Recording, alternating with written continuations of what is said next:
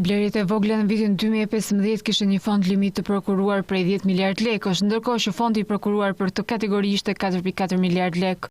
Numri i tenderave të përfunduar për këtë lloj procedure ishte 19.828.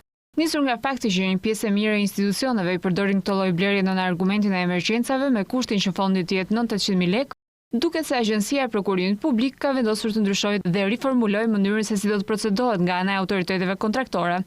Kështu, së pari përcaktohet qartazi procedura që do të ndiqet dhe në rastet e blerjeve për ceremonialin zyrtar.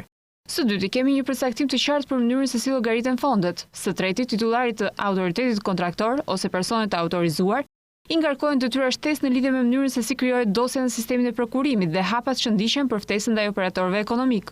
Në udhëzimin e ri thuhet se ftesa i u nisët të paktën 5 operatorëve, kurse me udhëzimin e vjetër nuk kishim një numër të përcaktuar. Një tjetër ndryshim në udhëzim ka të bëjë me refuzimin e ofertës nga një operator që në një procedurë të mëhershme nuk ka përmbushur detyrimet.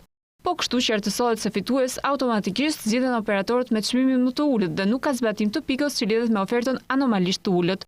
Të gjitha këto ndryshime lidhen me rritjen e cilësisë së përdorimit të parasë publike në procedurat e tenderimit të kategorizuar si blerje të vogla.